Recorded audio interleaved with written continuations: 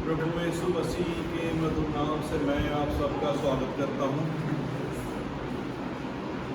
जैसा कि पास्टर साहब ने बताया कि 15 साल पहले पास्टर मुझसे मस्कट में मिले थे। मैं मस्कट में सिर्फ 9 महीना था। उस 9 महीने में प्रभु ने मुझे अपने पीछे चलने वाला बना लिया। 2007 था और जब हम मस्कट गए तो वहाँ मुझे पता लगा कि मेरी पत्नी जो है वो प्रेयर करती है, प्रभु यीशु मसीह क्या प्रार्थना करती है। हमने ऑब्जेक्शन नहीं किया, बोला कोई बात नहीं, प्रार्थना करना अच्छा है। मगर थोड़े दिनों के बाद उन्होंने बोला कि हमें बपतिस्मा लेना है। तब मेरा एंटीना थोड़ा हिला। मैं बोला ये कैसे,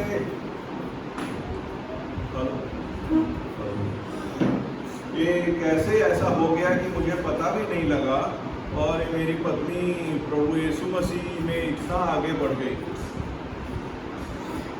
मैं बहुत परेशान हो गया, यही सोचता रहा कि लोग जगह बदलते हैं, कंपनी बदलते हैं, नौकरी बदलते हैं, कोई बिजनेस छोड़ के नौकरी करता है, कोई नौकरी छोड़ के बिजनेस करता है। एक नया प्रॉब्लम मेरे सामने है, एक तो कुछ और ही बात कर रही है मेरी पत्नी। बहुत परेशान हो के मैं काफ़ी 10-15 दिन होगा शायद, मैं बहुत ही निगेटिव थॉट्स आने लगे। बहुत ही सारी चीज़ें दिमाग में ऐसा आने लगा कि मैं कैसे इस लड़की से, पत्नी से मैं छुटकारा पा सकता हूँ। मेरी पत्नी की गवाही ये है कि उस समय मेरे शादी को 10 साल हो गए थे।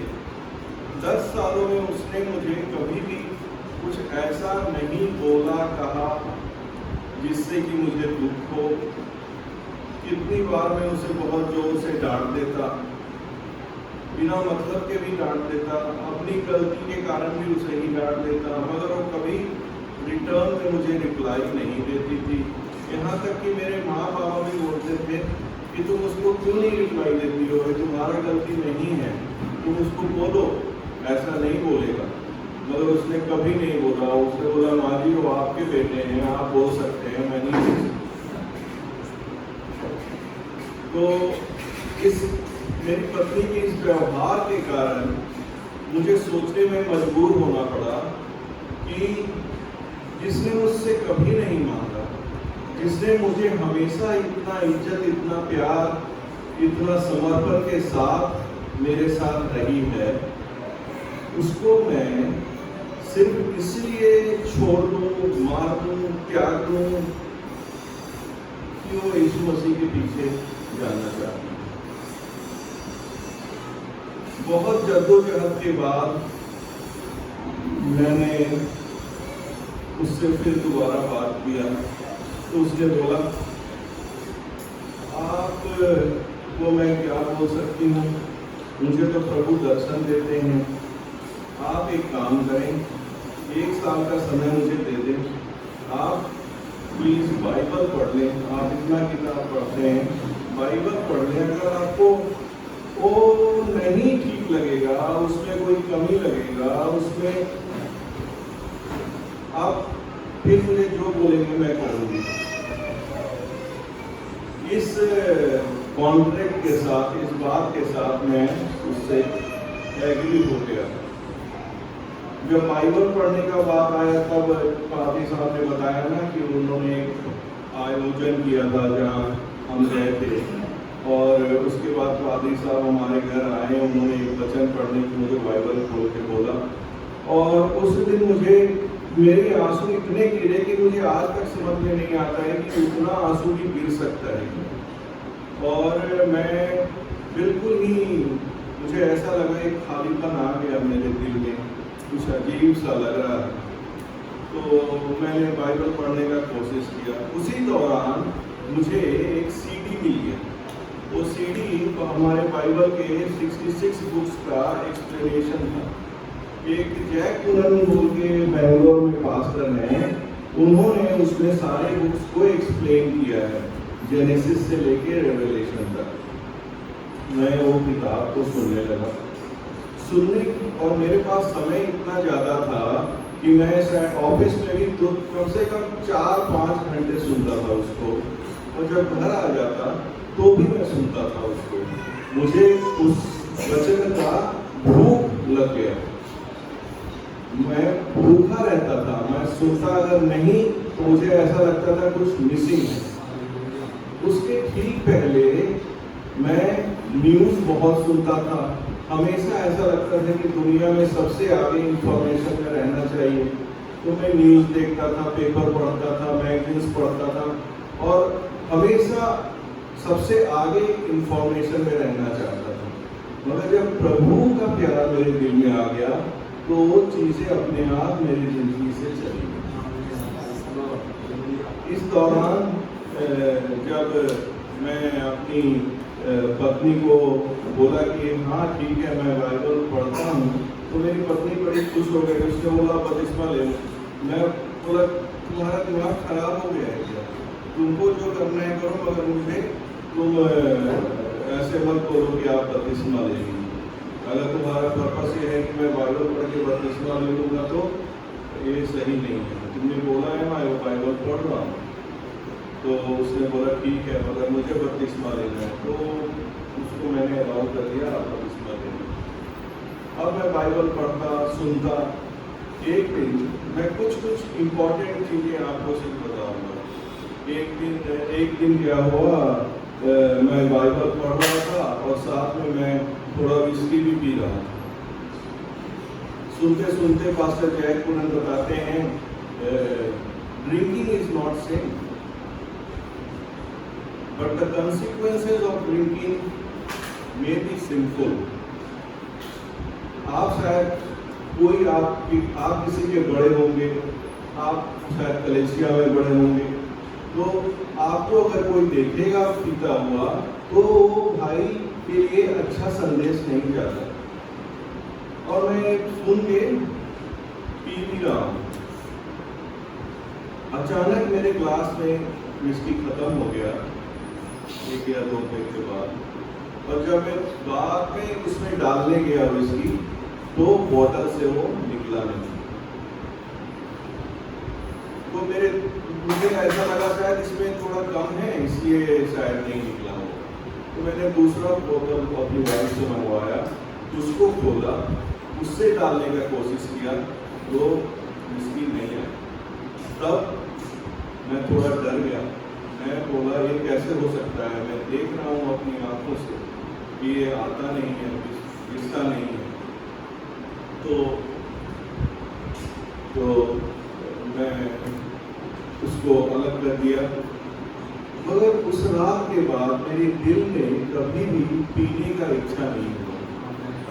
मैं सिगरेट भी पीता था, विस्की भी पीता था, मैं पियक्कर नहीं था, मगर कभी कभी सप्ताह में 1 बार 2 बार पी लेता था। मगर उस दिन से मेरी इच्छा समाप्त हो गई। और भी बहुत सारे छोटे बड़े हमने प्रभु के चमत्कार अपनी जिंदगी में देखे। हमने जब बाइबल पढ़ना शुरू किया तो जो जैक कुलन का हम सीडी सुनते थे उसके कारण मुझे वर्सेस याद हो जाते थे। और जैक कुलन का जो सीडी है वो इवेंजलिक सीडी नहीं है, वो मसीही को सही मसीह बनाने के लिए, सही प्रभु का वचन सुनाने के लिए वो सीडी है। और मुझे वो बहुत अच्छा लगा। उन्होंने कमियां गिनाया, उन्होंने अच्छी चीज़ें बताई, और मैं उनका एक तरह से फैन हो गया। मैं आज तक उनकी वो सीडी जो अभी वेबसाइट पे है, अभी तो फोन पे ऐप भी आ गया है, वो सुनता हूँ। और उससे मुझे इंकरेजमेंट होता है, उससे मेरे मन का शांति मिलता है। अगर मुझे कोई दूसरा एक्सप्लेनेशन देता है तो मैं ये चेक करता हूँ जैक कुलन क्या बोल रहे हैं, है ना। तो ये एक बहुत बड़ी मेरी जिंदगी में उनका एक रोल है। पादरी साहब हमारे पास आते थे, हमको इनवाइट किया। उस दिन पहले उनकी इच्छा उस दिन ही थी कि मैं बपतिस्मा ले लूँ, कि मैं कम से कम गवाही दे दूँ कि मैं बपतिस्मा लूँगा, मगर मैं ऐसा नहीं किया। मैं तब तक कंफर्म नहीं थी। मैं पूरी तरह से पूरी रीति से प्रभु के पीछे चलने को तैयार नहीं। जब उसके बीच में मेरा एक बार तबीयत खराब हो गया, और जब मेरा तबीयत खराब हो गया तो मुझे CT स्कैन, MRI ये सारा चीज़ करना पड़ रहा था। तब मुझे ऐसा लगा कि मैं इन डॉक्टरों के पच्चर में पढ़ के डेली में जॉब नहीं कर पाता हूँ, समय जा रहा है, पैसा तो नहीं लगता था, इंश्योरेंस का था काफी, मगर ये बहुत परेशानी है। जाओ डॉक्टर के पास, लाइन लगाओ, दिखाओ, दवाई खाओ। तो मैंने पादरी साहब को फोन किया और मैं बोला, पादरी साहब मेरी तबीयत खराब है, आप मेरे लिए प्रार्थना करें। और मुझे पूरा पता है कि जो परमेश्वर ने हमें बनाया है उसको पता है कि रितेश कुमार के शरीर में क्या गड़बड़ी हो गया। वो चाहेंगे तो 1 मिनट में प्रॉब्लम ठीक हो जाएगा, है ना। वो मेरा पहला विश्वास आया और मैंने उनको बताया और मैं उनके घर गया प्रार्थना करवाने के लिए। 10 किलोमीटर दूर रहते थे।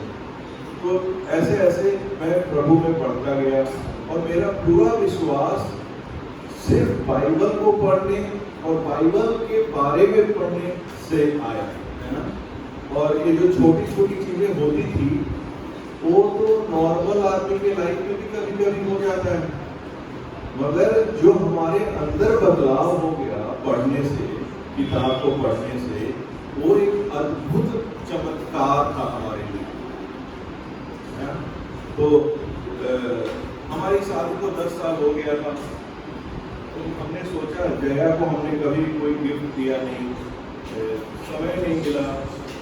तो मैं उसको बोला, मैं तुमको कुछ गिफ्ट देना चाहता हूँ, अभी तो सैलरी भी बहुत है, इतना तो खर्च नहीं होता है, तो चलो तुम्हें कुछ गिफ्ट दूंगा। तुम बोलो तुम्हें सोना, हीरा, चांदी क्या भी चाहिए, कुछ तुम बोलो तो मैं।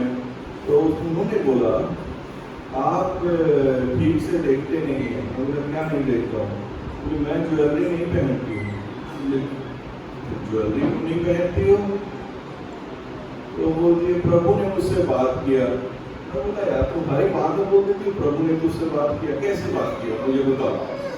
तो उसने बोला, मैं कल प्रभु का सुसमाचार लेके जगह जगह बता रही थी।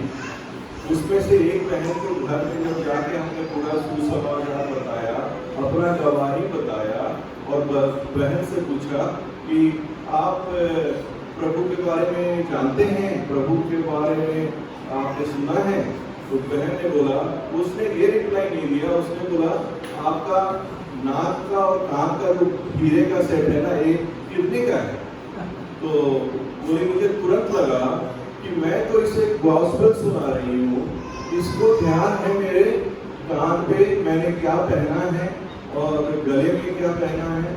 बोली, मैंने तुरंत घर में आके उसको हटा दिया और बोला, प्रभु मेरे से आप दिखना चाहिए। एक ज्वेलरी, हमारा ये जो चीजें बाहर की है वो मुझे नहीं दिखाना, मुझे मेरे अंदर में यीशु को दिखाना है। लोगों को घूम घूम के मैं इसलिए बता रही हूँ कि मुझे यीशु को बताना है कि मेरे जीवन में यीशु ने क्या किया। इसलिए उस दिन से आज भी मेरी पत्नी गहना जेवर कुछ भी नहीं पहनती। बहुत मोटे से वो घड़ी पहनने अभी शुरू की है, मैं भी घड़ी नहीं पहनता हूँ, वो भी नहीं पहनती, क्योंकि हमारे मसीही जीवन से कोई भी आदमी को ऐसा नहीं लगना चाहिए कि इसके पास तो बहुत है, मेरे पास भी होता शायद, प्रभु मुझे भी अच्छी गाड़ी, बड़ा घर, बढ़िया कपड़ा दे दे। तो हम नहीं चाहते। ये यीशु मसीह ने, जय कुंडल ने हमें सिटी में समझाया था। तो उसके बाद मैं मन में ये भी सोचा, चलो ये भी ठीक है, ज्वेलरी जो है वो बहुत एक्सपेंसिव होता है और आप ज्यादातर परिवार में देखेंगे उस गहने के कारण परेशानी, है ना। आदमी कमाता है, जो बचाता है, उसका गहना खरीद लेता है, बाद में उसकी सुरक्षा में लगा रहता है, कहीं जाओ तो ठग लो, कहीं जाओ उसको बैंक में तिजोरी में रखो, है ना। तो ये एक जाल सा है। मगर मेरी पत्नी ने अपने आप उसको छोड़ दिया और आज भी वो नहीं पहनती है। और जब भी वो प्रचार करती है तो लोग उसको पूछते हैं, तब बताती है कि देखिए, आप मेरे बोलने से, मेरे ना पहनने से आप ऐसा ना करें। प्रभु ने आपको दिया है, आप पहने। अगर प्रभु आपसे बात करेगा तो आप छोड़ो, मगर मेरे बोलने से, मेरे ना पहनने से आप ऐसा मत समझना कि आप पहनोगे तो मुझे कोई प्रॉब्लम है। मेरा कॉलिंग है, प्रभु ने मुझे बुलाया, ऐसा बताया, मैं वैसा करूँ। अब एक जो बाइबल है, इसको जब हमने पढ़ना शुरू किया तो पहले मैंने इसके बारे में पढ़ा। आप लोगों को पता है कितने लोगों ने इसको लिखा है? कितनी भाषाओं में बाइबल लिखा गया है?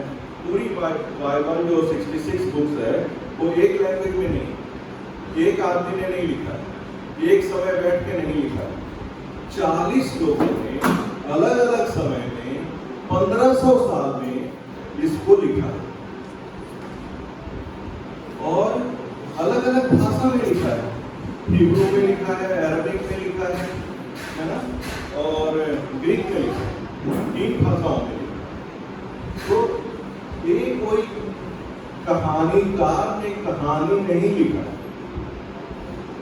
जब जब प्रभु ने अपने लोगों से बात किया, उसको बताया तुम इसको लिखो, उसने उसको लिखा। इसका प्रमाण मैं आपको देना चाहता हूं बाइबल से।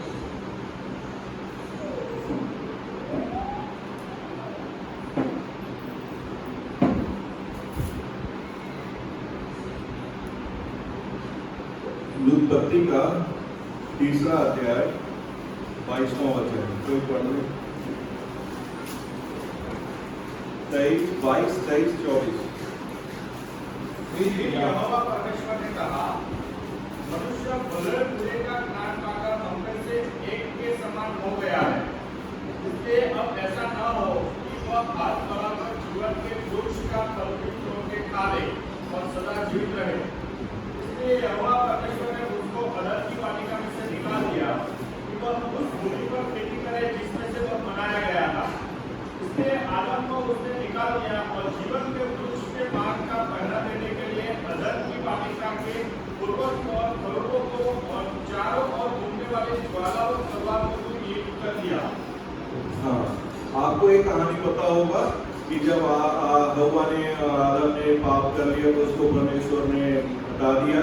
और आपको ये भी पता होगा कि उन्होंने उस उतने बड़े बगीचे में, उतने बड़े गार्डन में 2 बहुत इंपॉर्टेंट पेड़ लगाए थे, है ना।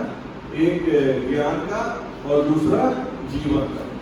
इन्होंने ज्ञान का फल खा लिया, इसलिए परमेश्वर को ऐसा लगा अगर अब वो उस जीवन का फल खा लेगा तो इसी अवस्था में हमेशा के लिए रह जाएगा। इसलिए उन्होंने उसको गार्डन से हटा दिया और बाद में देखा कि ये अभी भी गार्डन का फल खा लेंगे तो उन्होंने क्या किया, उनकी सुरक्षा के लिए इस फल के पास अपना 2 एंजल चेरुबिम और उनको लगा दिया।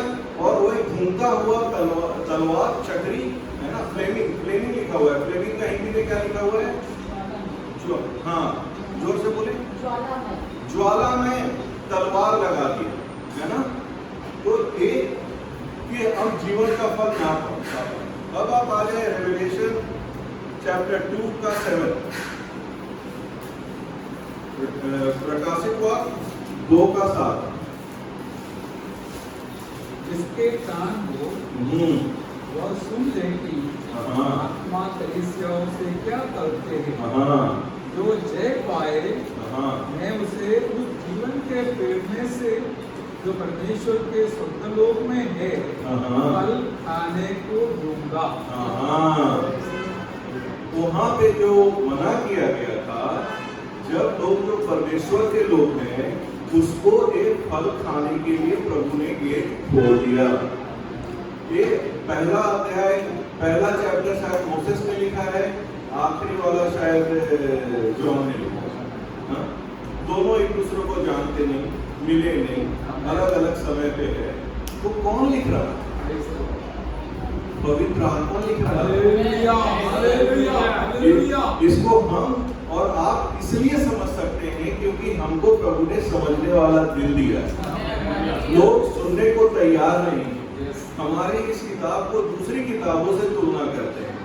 वो ये नहीं समझते कि इसको 40 लोगों ने 1500 साल में लिखा। तो जब मैं ये सब पढ़ के समझा तब मैं प्रभु को ग्रहण किया। इस पहले अध्याय से आखिरी अध्याय तक प्रभु का प्रेम, प्रभु का अनुग्रह, प्रभु का फॉरगिवनेस, क्षमा, ये सब इसके बीच में आता है। जगह जगह आप पढ़ेंगे कैसे परमेश्वर अपने लोगों से प्यार करता है, कैसे उनको दुनिया से अलग करता है और कैसे उनकी मदद करता है। उस समय से लेके आज की जो स्थिति है वो आप सब लोग जानते हैं। तो इस कारण मैं परमेश्वर को ग्रहण किया, मैंने फोन किया, मैंने बपतिस्मा लिया और तब से मैं प्रभु के पीछे चल रहा हूँ। मैंने परमेश्वर को चखा है और चख के देखा है कि ये बहुत मीठा है। जिस चीज को आप चखेंगे नहीं उसको आप कैसे बोल सकते हैं मीठा है, खट्टा है, तीता है, क्या है? तो हम तो यही रिक्वेस्ट करते हैं आपसे, भाई बहन से, आप जिससे भी मिले उससे एक बार हमारे परमेश्वर को चख के देखिए, है ना? कि परमेश्वर इतना अच्छा है, इतना प्यारा है, हमारे बारे में इतना चिंता करता है, हमें हमेशा मदद करता है, हमसे कुछ नहीं मांगता है, सिर्फ बोलता है ये सब कुछ तो मेरा है, तो मुझे क्या दे? मुंह से सिर्फ बड़ाई, महिमा, धन्यवाद। आपने पास्टर साहब का लिखा हुआ और गाया हुआ गीत सुना होगा। अभी पास्टर साहब ने उसको दोबारा गाया है ना? वो अभी, मगर उस समय जब हमसे मिले थे उन्होंने हमें दिया था वो सीडी। हम उस समय से वो गाने को, गीत को सुनते हैं कि हमें मुंह का जो फल है वो प्रभु को देना है ना?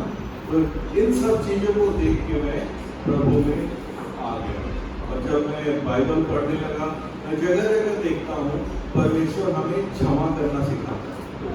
प्रार्थना किया उसमें क्षमा करना है, दान दिया उसके पहले क्षमा करना है। आप लोगों को पता है कहाँ पे प्रभु बोल रहे हैं दान देना है? तो अगर तुम्हारा मन में कुछ दूसरे के प्रति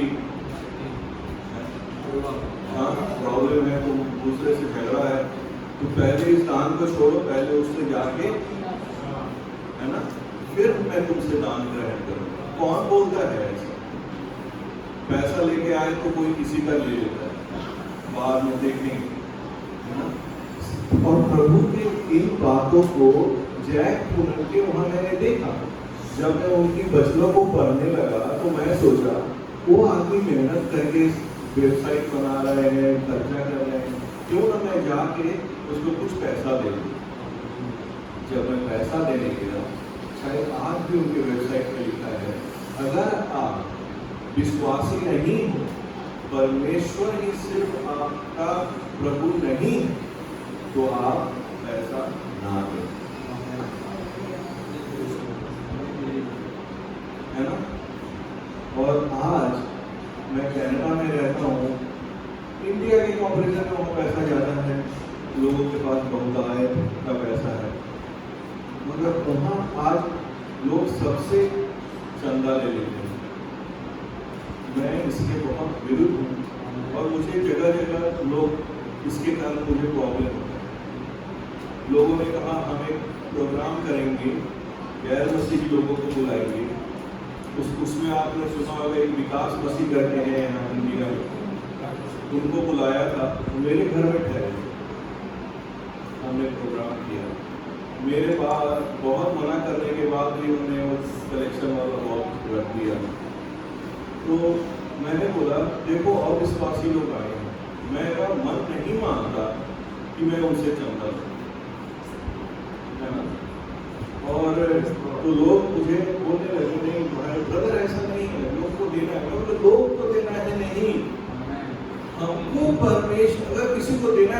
पास आके बोलेगा तो मैं दूंगा, मैं ना नहीं करूंगा, मगर मैं मांगूंगा नहीं,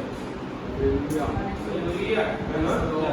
तो हम जब भी हम ऐसा कुछ आयोजन करते हैं वहाँ, तो मैं उसमें बिल्कुल क्लियर रहता हूँ, मैं तो बॉक्स नहीं रखता।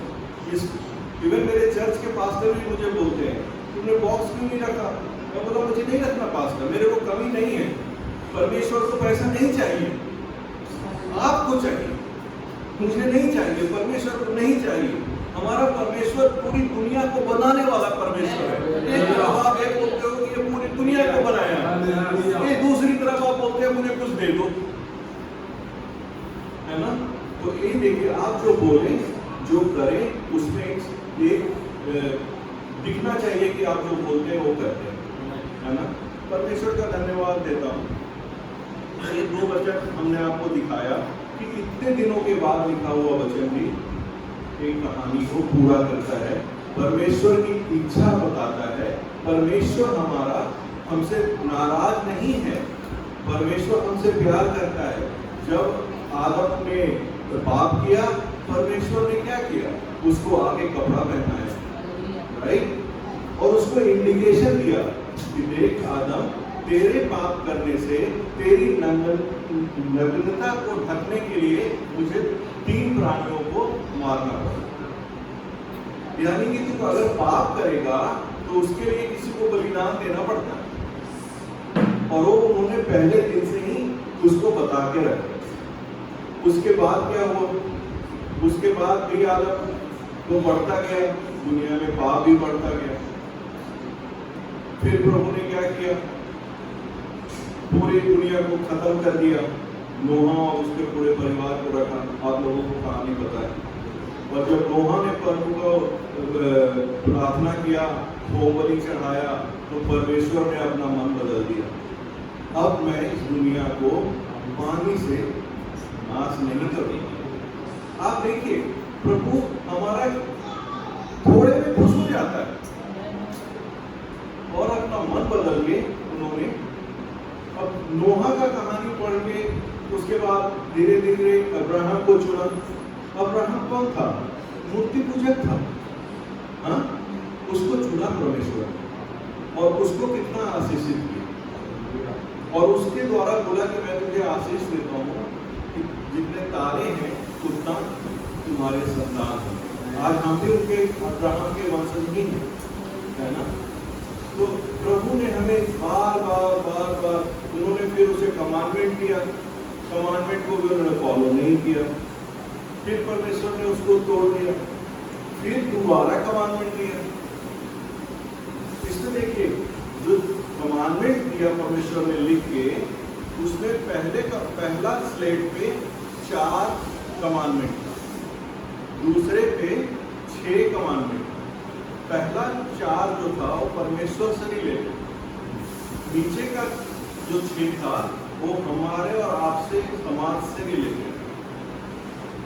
जब यीशु मसीह आए तो उन्होंने क्या किया, उसको और छोटा कर दिया।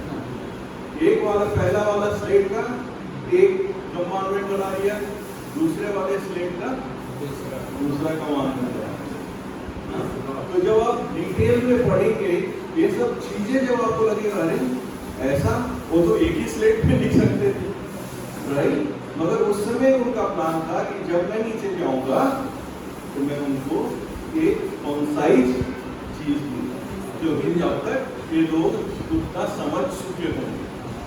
बहुत लोग उससे ये पूछते हैं, भाई परमेश्वर ने पहले कमांडमेंट दिया, फिर उन्होंने नया नियम दिया, क्या एक बार में नया नियम नहीं दे सकते थे?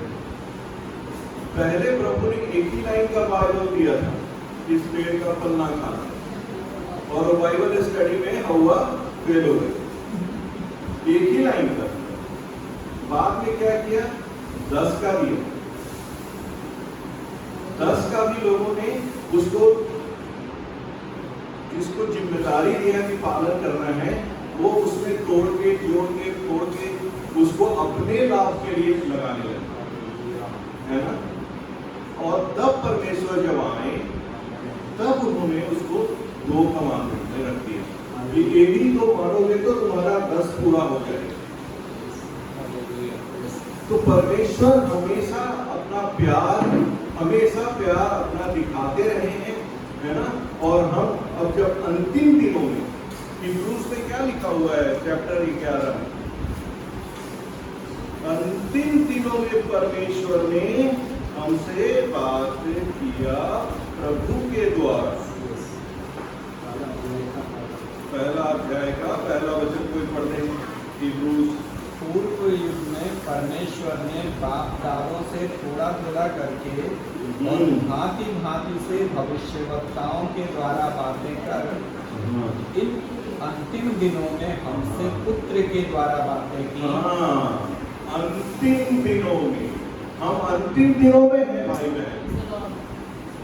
ये अंतिम दिनों में उन्होंने यीशु मसीह को भेज के हमसे बात किया कि अब थोड़े दिन में जब जजमेंट होगा तो परमेश्वर ने अपने बेटे को भेजा, हमको कैसे जीना है, हमें कैसे रहना है, हमें कैसे परमेश्वर के पास जाना है, वो पूरा बताने के लिए, है ना। और जब भी हम किसी कष्ट में, परेशानी में, दुविधा में हो तो हमको क्या करना है, आपको ये सोचना है परमेश्वर अगर इस स्थिति में होता तो क्या करता, यीशु अगर इस स्थिति में होता तो क्या करता, मैं जो ये करता हूँ अगर यीशु एक करेंगे क्या, है ना। तो मैं हमारा जिंदगी बहुत इजी हो जाता। मुझे फिल्म देखना है क्या, मुझे कहना पहनना है क्या, मुझे रोड पे डांस करना है क्या, है ना। तो सिंपल सा क्वेश्चन है, यीशु को ये अच्छा लगेगा क्या? अगर यीशु ऐसी स्थिति में होते तो क्या करते, है ना। तो इसलिए उनको भेजा गया ताकि हम उनसे, उनके जीवन से सीख सकें, है ना। इसीलिए मसीही जीवन जो है बहुत ही ह्यूमिलिटी का जीवन है, प्यार का जीवन, देने का जीवन। ये जीवन हमारा नहीं है, ये जीवन दूसरों के लिए, ये हमको समझना है। हमारा प्रभु यीशु मसीह के अपने लिए आए नहीं ना, और हम लोग किसके फॉलोअर हैं? यीशु मसीह के। तो हमारा जीवन हमारा नहीं, हमारा जीवन दूसरों के लिए। जब मैं मस्कट में था, जब मैंने प्रभु को ग्रहण किया, जब बपतिस्मा लिया, तो मैंने पास्टर के पास दोबारा जो गया, ये बोलने के लिए गया, पास्टर ये जो प्रार्थना लिखा हुआ है तो बहुत छोटा है, 2 ही मिनट में खत्म हो जाता है, प्रार्थना कैसे करूं, है ना। तो जब प्रभु में मैं आया तो मेरी इच्छा हुई कि मैं प्रार्थना कैसे करूंगा। पास्टर के पास गया, पूछा और करने का कोशिश किया। अचानक मुझे दूसरे जगह से जॉब ऑफर आ गया और वो जॉब ऑफर बहुत बड़ा पैकेज था।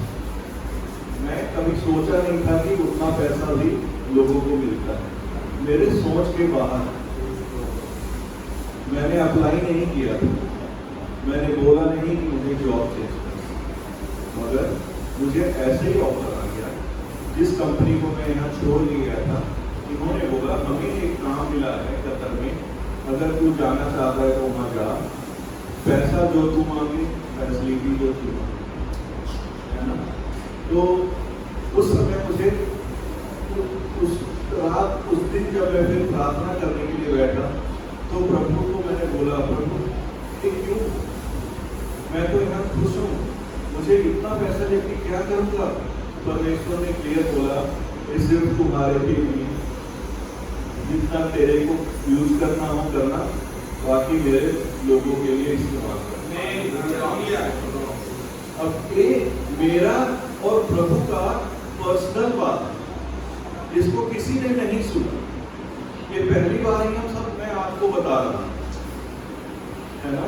तो ये दिल में, दिमाग में हमारे हमेशा रहता है कि अगर मैं किसी को देखूं, इसका मदद करूं, अगर मैं इससे मैं मदद कर सकता हूं। और मैं कभी ये नहीं समझा कि ये पूरा जो पैसा है कि मुझे अपने ऊपर लगा। मैं चाहता तो बड़ा मकान ले लेता, महंगा मकान ले लेता, है ना। मैं चाहता लोन ले लेता और फिर उसको देते रहता, उसका कोई एंड नहीं है ना। तो मगर परमेश्वर ने मुझे 1 साल के अंदर मेरा जो भी ऋण था, लोन था, वो मैंने पूरा कर दिया। जो 10 साल का प्लान था वो 1 साल में हो गया, क्योंकि मेरी सैलरी यहाँ के हिसाब से बहुत ज़्यादा थी और मेरा बचत जो है वो 5-6 गुना हो गया। मैं पूरे बचत को उस लोन में देता गया, है ना। और इस तरह से प्रभु में मैं ऋण मुक्त होके जीवन गुजार गया। जब कनाडा गए थोड़ा दिन हो गया था, फिर हमने घर के लिए लोन ले लिया। प्रभु का वचन पढ़ते रहते हैं मगर गलती कर देते हैं। फिर हमने लोन लेके मकान ले लिया तो शॉर्टेज ऑफ मनी। फिर मैं प्रभु को बोला, प्रभु ये तो मैंने गलती कर दिया, मुझे तो शायद मकान नहीं लेना था। मगर प्रभु से प्रार्थना किया तो प्रभु ने उस मकान को भी 30 साल के बदला 7-8 साल में चुकता कर दिया। अभी हमारे पास कोई लोन नहीं। पूरे लोग मुझे बोलते रहते हैं, ब्रदर दूसरा मकान ले, ब्रदर दूसरा मकान ले। मैं बोला नहीं भाई, मैं इसमें बहुत खुश हूँ, मेरे लिए यही बहुत बड़ा है ना। अगर मैं सब अपने पे खर्चा करूंगा तो मैं दूसरे के लिए क्या करूंगा। तो प्रभु ने फिर भी मेरी जिंदगी से अलग अलग समय में हमें बहुत ही, जब हम कतर से चले गए कनाडा, मुझे कोई नहीं जानता। उसी कनाडा का वीजा मैंने 2007 में रिजेक्ट किया कि मैं नहीं जाऊँ। अब चूंकि परिवार से ऑब्स्ट्रक्शन था, हिंड्रेंस था, तो मुझे उस तरफ जाने की 1999 में यहाँ पे अप्लाई किया था और 2007 में मुझे वीजा आया, 7-8 साल के बाद। अब मुझे ऐसा था कि मुझे यहाँ से कनाडा जाना है, तो परमेश्वर ने फिर रास्ता खोला।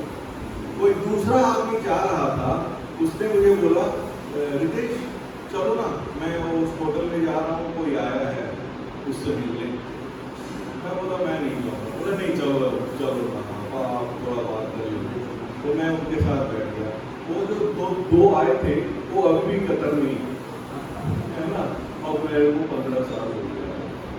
जब मैं यहाँ आया मुझे कोई जानने वाला एक भी, और 1 महीने में ही हमारा जो पैसा लेके गए थे लगभग खत्म होने लगा। पैसा पे हम बहुत ज़्यादा डिपेंडेंट रहते हैं, बिल कैसे देंगे कैसे देंगे।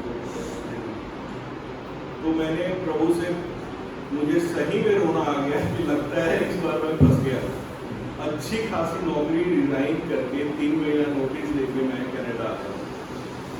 तो मैं रोने लगा।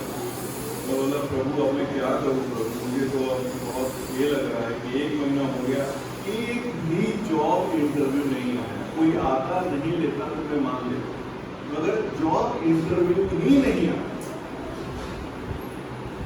तो मैं रो के प्रभु को प्रार्थना किया, प्रभु मेरी मदद कर प्रभु, मैं कहाँ जाऊँगा पिता प्रभु। एक एडवर्टीजमेंट आया, उस एडवर्टीजमेंट को मैंने अप्लाई किया। मैंने अप्लाई किया शाम को, सवेरे वहाँ से कॉल आ गया। कॉल उठाया, उसने बोला are you really interested in this job. मैं बोला yes I am really interested in this job. उसके बाद इंटरव्यू सेट किया, एक ही इंटरव्यू दिया, एक ही जॉब इंटरव्यू का पहला क्वेश्चन का आंसर मैं गलत दिया। तब मैंने सोचा अब जो होना है वो तो हो जाएगा, है ना, क्यों मैं प्रभु से सहायता मांगूं। मैंने मन के अंदर उसके सामने बोला, परमेश्वर पवित्र आत्मा से कर, मुझे नहीं पता मुझे क्या बोलना है, मेरी मदद कर। उस इंटरव्यू बोर्ड में एक डायरेक्टर था और उसके 5 स्टाफ थे, मैनेजर ऑफिसर जो भी होंगे। चूंकि डायरेक्टर बैठा था वहाँ, उनके 5 को बोलने नहीं थे। डायरेक्टर मुझसे डायरेक्ट बात करने लगा और जो डायरेक्टर बात करने लगा तो उसकी इंग्लिश कैनेडियन इंग्लिश थी। हम तो गए महीना नहीं हुआ था, हमारा देसी इंग्लिश, तो समझने में उसको प्रॉब्लम होता होगा ऐसा मैं सोच रहा हूँ। मगर उसके बाद मैं रुका नहीं। उसने जितना पूछा उसको मैंने जो मन में आया, जो मुझे बड़ी प्रार्थना में बोला मैंने पूरा बोला, आधा घंटा मैं ही बोला। और बाद में जब मैं थोड़ा देखा उनकी तरफ तो उन्होंने इशारा किया HR को कि ओके, है ना? वो जॉब मैं आज तक रहा। हालेलुया। मेरे ऊपर के जो डायरेक्टर इंटरव्यू लिए, उस बोर्ड में बैठे जो लोग इंटरव्यू लिए, उनको कंपनी ने हटा दिया। मैं सिर्फ उस ग्रुप में हूँ। अब मैं इसको प्रभु का अनुग्रह, प्रभु का दया ना मानूं तो क्या मानूं? Hallelujah, hallelujah. 10 साल तक उसी कंपनी में नौकरी की, अभी भी कर रहा हूँ। 10 साल के बाद मुझे डॉक्टर ने बोला कि तुम्हें ब्रेन कैंसर है। जब मैं ये सुना थोड़े देर के लिए मुझे लगा, और उसके बाद मैं बहुत हंसने लगा। तो डॉक्टर मुझे बोलते तू हंस क्यों रहा है? मैं बोला हंस नहीं रहा हूँ, मैं खुश हूँ कि प्रभु ने मुझे इस दिन के लिए बनाया, तैयार किया कि जब कठिन समय आएगा तो मैं कैसे रिएक्ट करना। मुझे ऐसा लगा कि मैं क्रिकेट खेल रहा हूँ, एक बॉल आया और मैंने छक्का मारा। शैतान को मैंने उसके मुंह पे, मेरे मुंह पे शिकन नहीं आया। मैं बोला प्रभु बुलाना है बुला ले, मैं बहुत खुश हूँ। 50 साल तुमने मेरी जिंदगी के बिना दवाई का दिया। मुझे शुगर, थायराइड, ब्लड प्रेशर, जो भी आजकल के कॉमन डिजीज है, कुछ भी नहीं, आज भी नहीं। आज आप पूछेंगे आपको कैंसर हो गया, दवाई चलता है? नहीं चलता। तो वो परमेश्वर जो मुझे 50 साल तक बिना दवाई के रखा, वो क्या मुझे आगे नहीं संभालेगा? और नहीं संभालेगा तो मुझे बुला लेगा, मैं जाने को तैयार। मैंने अपनी वाइफ को भी बोला, परमेश्वर अगर मुझे बुलाना चाहता है तो अगर मैं डेथ बेड पे हूँ और वो जो क्लक क्लक करके लगाते हैं ना, वो मना कर दिया, मैं वो नहीं लगा, मुझे वो नहीं लगा। मैं एक बार में मुझे जाना है और मैं लिख के दिया ये चीज वहाँ पे नहीं, वो लगाते हैं brother electric last electric shock लगाते हैं। मैं बोला मुझे नहीं लगाना, मैंने लिख के दे दिया उसी समय, अपना बिल बना दिया, सब कुछ कर दिया। मैं बोला मुझे नहीं, ये नहीं करना। अगर परमेश्वर मुझे बुलाएगा मैं उनके पास खुशी खुशी जाऊंगा। अगर इतना रखेगा मैं उनकी गुणगान करूंगा, उनके लिए काम करूंगा। तो परमेश्वर ने ऐसा मौका हमें दिया कि मैं आप लोगों के बीच आ पाया। मैं इसके लिए बहुत प्रभु का आभारी हूँ, है ना। अगर मेरी गवाही सुन के आप इंकरेज हो सकते हैं, इससे बड़ा मेरे लिए और कुछ बात नहीं।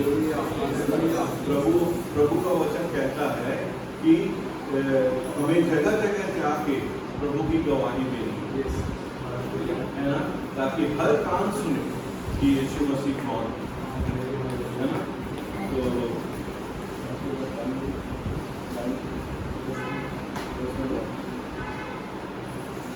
अब हम जाएंगे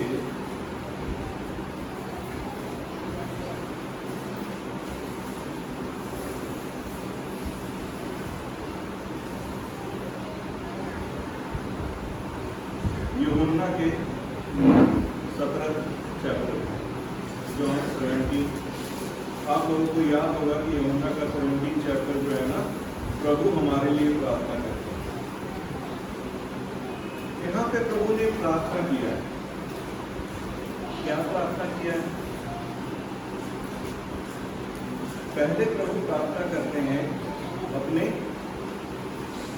17:6। मैंने तेरा नाम पवित्र के ऊपर प्रकट किया है, तूने जगत में से मुझे दिया, वे तेरे थे और तूने उन्हें मुझे दिया, उन्होंने मेरे वचन को मान लिया है। हालेलुया। एक इसके लिए प्रार्थना कर रहे हैं जिन्होंने उसके वचन को मान लिया, उनके चीलों के लिए प्रार्थना कर रहे हैं। अब 20 में आ जाए, 17 का 20। मैं केवल सुनी के लिए विनती नहीं करता, हाँ हाँ तो उनके लिए भी जो इनके वचन के द्वारा मुझ पर विश्वास करेंगे। हाँ, जो क्या लिखा है 20, 21, 22, 23, 24, 25, 26 तक पढ़ लें। कि वे सब एक हो जैसा तू है पिता मुझ में है। हाँ 20 से पढ़े 20 से।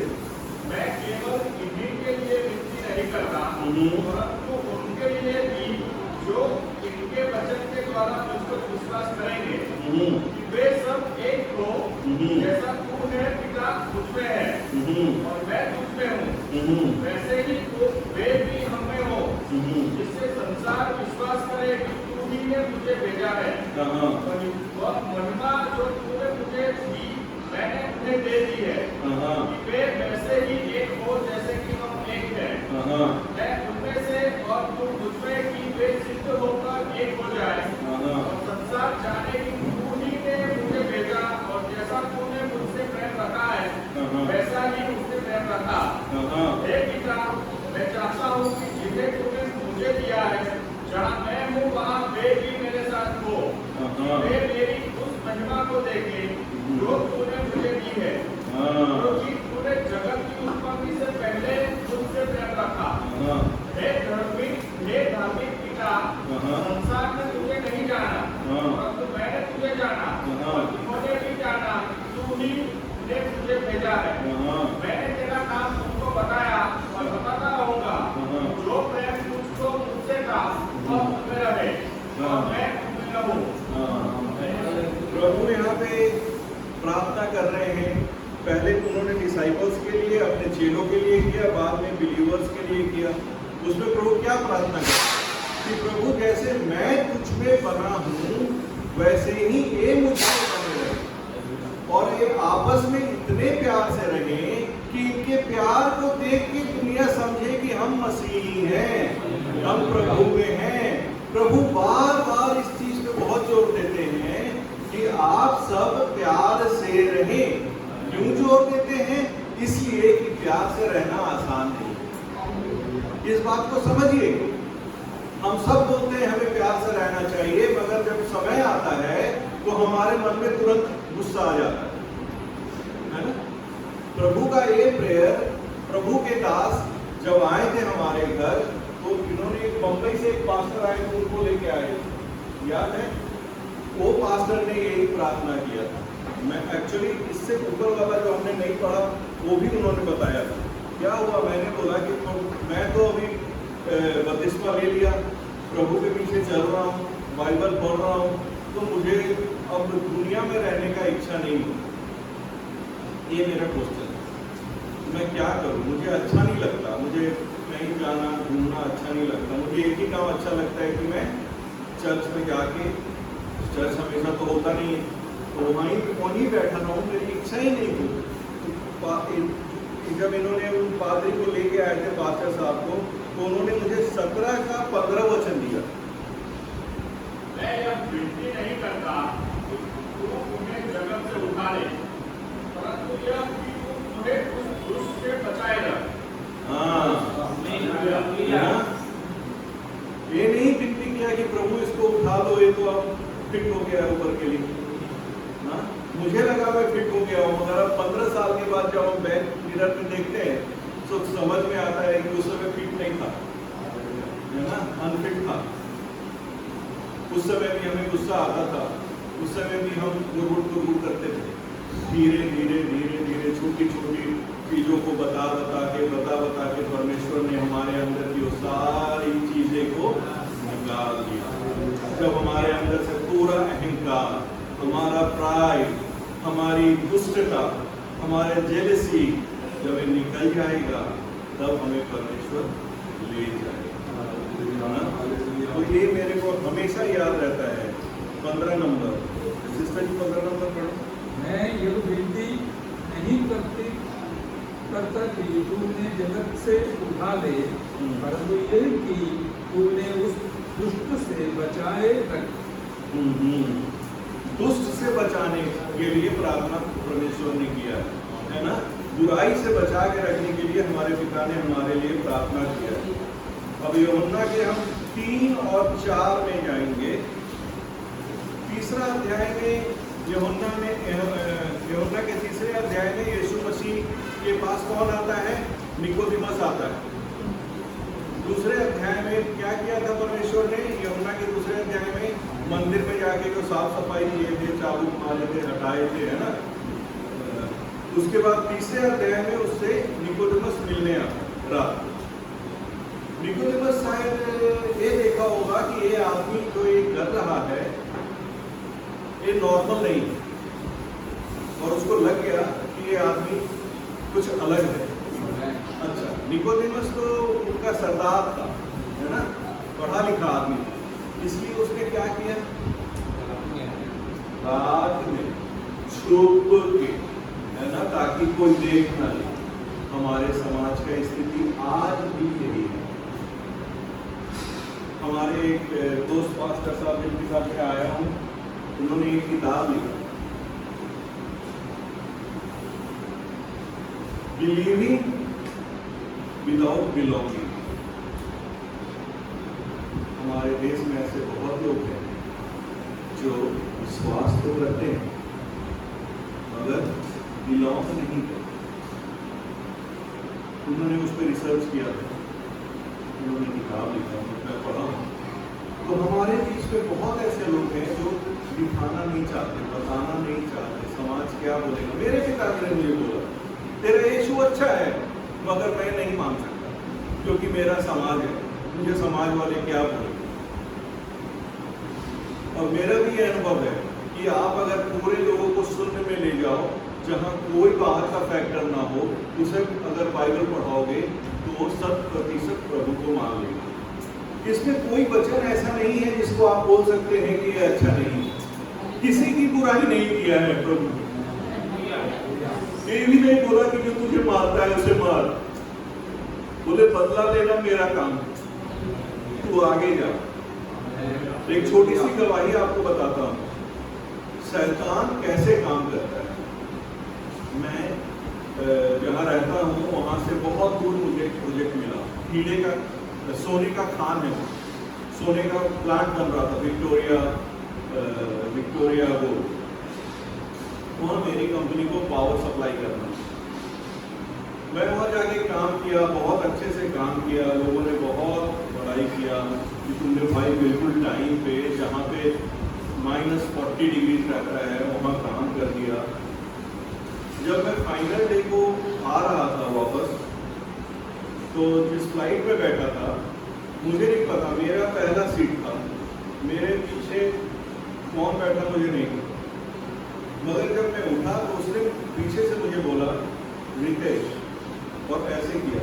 मगर मेरा दूसरा फ्लाइट छूटने वाला था, इसलिए मैं दौड़ के उसको बोला ओके, और मैं चला गया। मैं जाके सोया घर में, सवेरे बॉस का फोन आया, बोलता रितेश तुमसे फ्लाइट में कोई आदमी मिला था? मैं बोला हाँ मिला था, मुझे मेरे पीछे बैठा था। क्यों? बोलता नहीं, वो जिस कंपनी के लिए हम काम करते हैं उसका प्रेसिडेंट, उसने तेरे बारे में कंप्लेन किया। मेरा तो मैं सोया हुआ था, मैं उठ के बैठ गया। मैं बोला रायन क्या कंप्लेन की? बोलता वो कंप्लेन किया कि तुम प्लेन में अपने बगल वाले से बात कर रहे थे कि तुम वहाँ कोई काम नहीं करते हो, सोते हो। उसने बोला कि तुम मुझे ईमेल करो कि तुम अपने बगल वाले से क्या बात कर रहे थे, मुझे वो लिख के चाहिए। तो बोला ठीक है, कितना याद है उतना लिख के दे दूंगा। मैंने ब्रदर ऐसा कुछ बोला नहीं। ये प्रेसिडेंट, अरे भाई काम नहीं होता तो प्रोग्रेस रिपोर्ट देखो, है ना, कॉन्ट्रैक्ट देखो, तुम्हारा डेट देखो, स्केड्यूल देखो, उससे बात करो। मैं बगल वाले से क्या बात कर रहा हूँ, इसके बेसिस पे उसने फोन कर दिया और मेरा बॉस विश्वास कर गया। मैं बोला रायन रियली तुम विश्वास कर रहे हो उस पर? बोला वो तो खुद एक बना हुआ आदमी है, नीचे से ऊपर आया है। मैं बोला ओके रायन, मैं इस पर डिस्कशन नहीं करूँगा, तुम खुद जाके देख लो उस प्लेन में। तो बोला हाँ मैं जा रहा हूँ, एक चेक करने जा रहा हूँ कि उस जगह पे जहाँ उसने बोला है, मैं बोला मुझसे जो वेट्रेस बोल रही थी वो मुझे सुनाई नहीं दे रहा, ये मेरे पीछे बैठा हुआ डायगनली, मैं इससे क्या बात कर सकता हूँ, वो सुन सकता है। वो गया उस प्लेन में बैठा, उस सीट पे बैठा, और फिर आके बोला रितेश तुम सही थे, उस प्लेन में तो मुझे कुछ भी सुनाई नहीं दे रहा। मैं एक ताजुब करता हूँ, जो हमने बोला नहीं, जो हमने किया नहीं, उसके लिए भी शैतान हमें फंसाना चाहता है। तो इसलिए आप हमेशा धैर्य रखें, प्रार्थना से रहें और प्रभु पे विश्वास बनाए रखें। जब आप परमेश्वर के साथ, ये मैंने खुद देखा है, मैं कैसे, अगर दूसरा कोई होता तो मैं बोलता बोला नहीं बोला, मगर मैंने कुछ बोला नहीं, इसके बारे में मुझे वो पता नहीं, उसने मुझे मेरा नाम उसको कैसे पता, ये भी मुझे नहीं पता।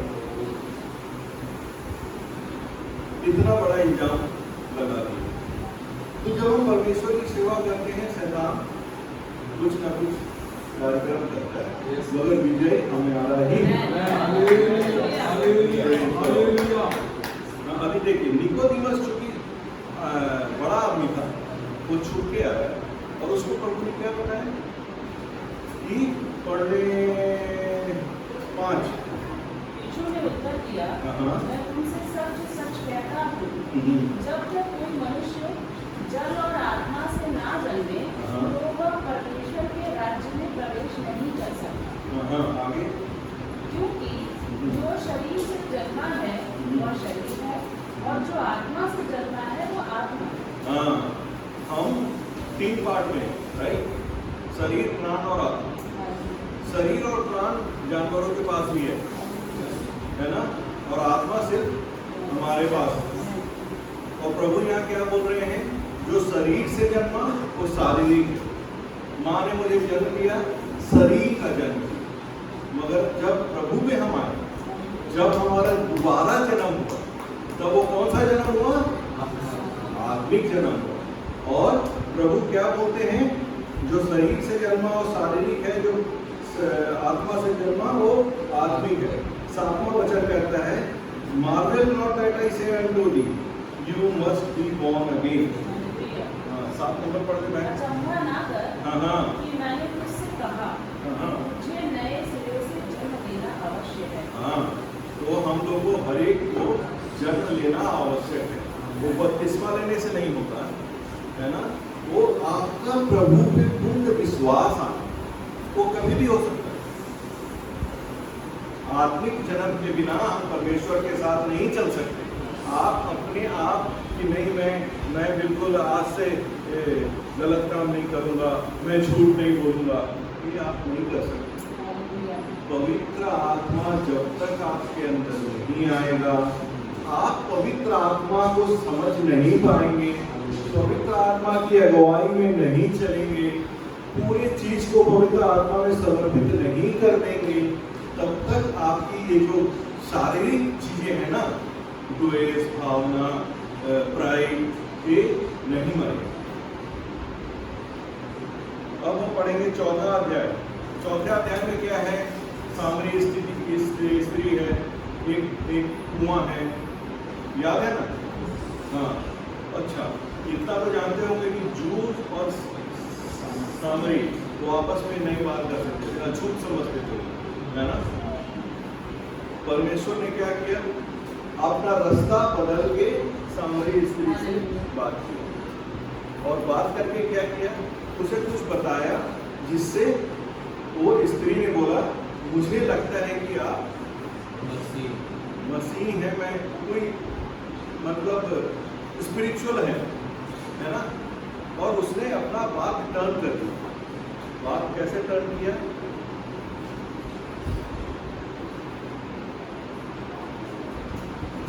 हाँ 23-21 से पढ़ लें, 3-4 का 21। हाँ, यीशु ने उससे कहा, हे नारी, मेरी बात पर विश्वास कर कि वह समय आता है कि तुम न तो इस पहाड़ पर पिता की आराधना करोगे न यरूशलेम।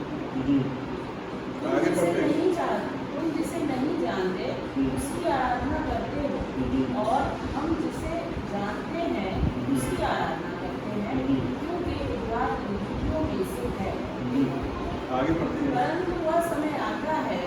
वरन अब भी है, उसमें सच्चे भक्त पिता की आराधना आत्मा और सच्चाई से करें, क्योंकि पिता अपने लिए ऐसे ही आराधकों को ढूंढता है। कैसा आराधक को ढूंढता है? आत्मा और सच्चाई से। आत्मा और सच्चाई में। ये प्रभु किसको बता रहे हैं? सामरी स्त्री, है ना? अब देखिए प्रभु का प्रेम। प्रभु ने उसको जरूर डांटा, थोड़ा तो कुछ बताया, मगर उसको एक बहुत बड़ा चीज बता दिया कि हम आत्मा और सच्चाई में प्रार्थना करना है ना। फिर आगे 26 में क्या लिखा है?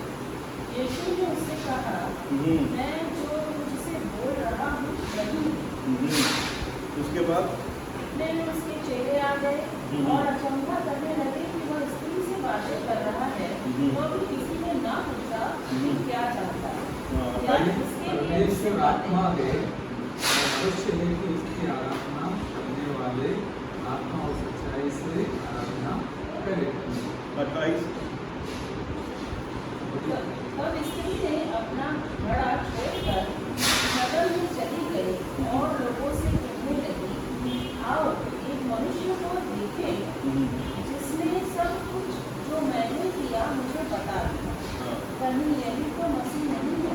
बस अब उसके बाद अब जब जैसे ही उसको लगा कि ये मसीह तो नहीं है, उसने क्या किया? वो अपने घड़ा वड़ा छोड़ दी और सीधा दौड़ गई कहाँ? मार्केट में। और मार्केट से क्या की? सबको इकट्ठा करके ले आई। चलो चलो, मैंने देखा एक मसीह है। क्या ये मसीह है? इसको देखने के लिए पूरे बाजार को इकट्ठा करके ले आए। और उसके बाद क्या हुआ? 39 उस नगर के बहुत से सामरियों ने उस स्त्री के कहने से यीशु पर विश्वास किया, क्योंकि उसने यह गवाही दी कि उसने सब कुछ जो मैंने किया है मुझे बता दिया।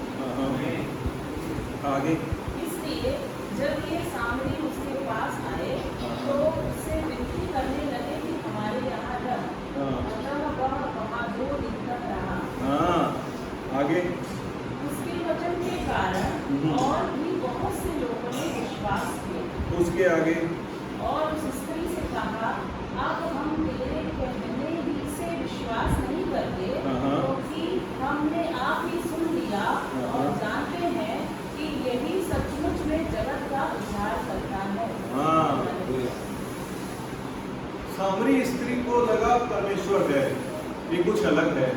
उसने दौड़ के गांव वाले को सबको बुला के लाया। स्त्री के बात पे विश्वास करके वो आए, मगर लास्ट में क्या बोलता है? चूंकि तुमने बताया इसीलिए मैं प्रभु पे विश्वास नहीं किया। हमने खुद देखा है, हमने खुद देखा है, इसीलिए हम विश्वास करते हैं। मेरी गवाही यही है। मेरी पत्नी के द्वारा प्रभु ने मुझे बुलाया, मगर जब मैंने खुद चखा तब मैंने माना कि परमेश्वर वो ही है। हालेलुया। धन्यवाद करते पिता परमेश्वर इस अच्छे समय के लिए जो तू हमने दिया। पिता परमेश्वर प्रभु जी, तेरी गवाही बन के खड़ा होने के लिए तेरा धन्यवाद। हमारे भाई बहनों के जीवन में ये गवाही काम करे, इसके लिए तेरा धन्यवाद करते हैं पिता परमेश्वर। स्तुति करते हैं, वंदना करते हैं प्रभु कि तू हमारे भाई बहनों को प्रभु जी अपने नजदीक लेके आ। पिता तेरे वचन से, तेरी गवाहियों से प्रभु हम मजबूत होते हैं कि तेरी गवाही प्रभु जी हमारे जीवन में, हमारे भाई बहनों के जीवन में, बच्चों के जीवन में प्रभु जी एक दृढ़ता का कारण बने, प्रभु के नजदीक आने का कारण बने। हम यही दुआ और विनती करते हैं पिता परमेश्वर। तू महान है, तेरे लिए कुछ भी कठिन नहीं है। हम अलग अलग लोग अलग अलग जगह से प्रभु आए हैं, अलग अलग काम करते हैं, अलग अलग भाषा बोलते हैं प्रभु, मगर हम तेरी आराधना करते हैं क्योंकि पवित्र आत्मा के द्वारा प्रभु जी हम एक दूसरे से जुड़े हुए हैं। जैसे यूहन्ना के 12 पहले अध्याय के 12 में बोलता है प्रभु की, जिन्होंने तुझे ग्रहण किया, जिन्होंने तुझसे तेरे पर विश्वास लाया, उसको तू अपना संतान मानता है। तेरे संतान के लिए प्रभु जी हम तुझसे दुआ करते हैं, इन्हें अच्छे से रखना, सुरक्षित रखना, इनकी जरूरतों को पूरा करना, इन्हें अपने करीब लाना। अपनी राज्य के लिए इस्तेमाल करना। सब कुछ मांगता हूँ तेरे बेटे यीशु मसीह के नाम से। आइए हम सब खड़े हो जाएंगे।